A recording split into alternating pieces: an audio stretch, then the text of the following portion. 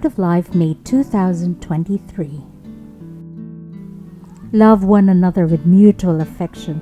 Outdo one another in showing honor.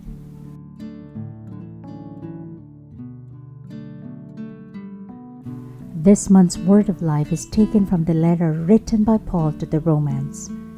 The text is rich in content. Paul presents the Christian life as one where love abounds, a gratuitous and limitless love that God has poured into our hearts and that we in turn give to others. To make his meaning clearer and even more effective, he inserts two concepts into a single word, philostorgos, which expresses two particular characteristics of love that distinguish the Christian community: love among friends and love within the family. Love one another with mutual affection. Outdo one another in showing honor. Let us focus especially on the aspect of fraternity and reciprocal love. Paul states that the people of the Christian community love one another because they are members of one another. They are brothers and sisters whose only debt to one another is love. They rejoice with those who rejoice and weep with those who weep, and they do not judge and are not a cause of scandal. Our existence is intertwined with the lives of other people, and the community is a living witness to the law of love that Jesus brought to earth. This is a demanding love that reaches the point of laying down one's life for others.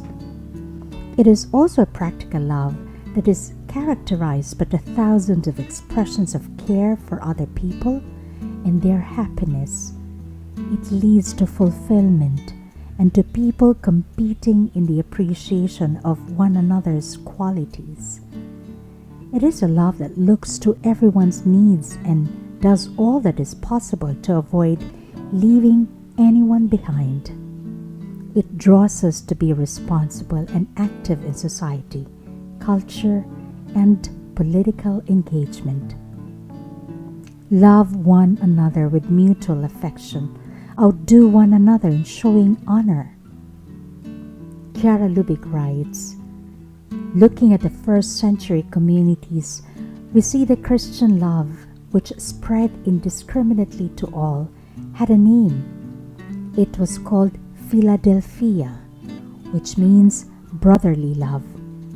In the secular literature of the time, this term was used to refer to love between blood brothers and sisters.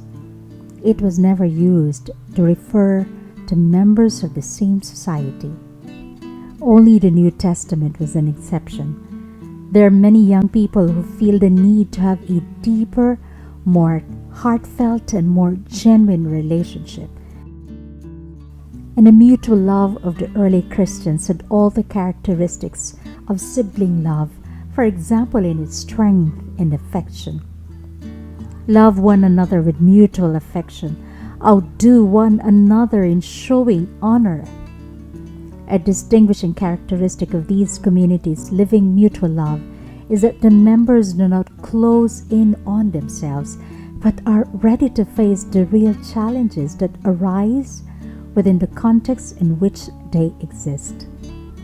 Jaki, a Serbian, Hungarian national, and a father of three, could finally afford to buy a house, but due to an accident, he did not have the financial and physical resources to renovate it himself. So the Focolare community went into action, and drawing upon the Youth for a United World Dare to Care project, it was able to offer practical support.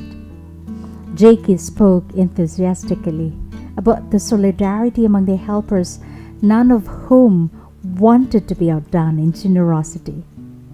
So many people came to help me that in 3 days we were able to renew the roof and replace the earth and patch ceilings with plasterboard.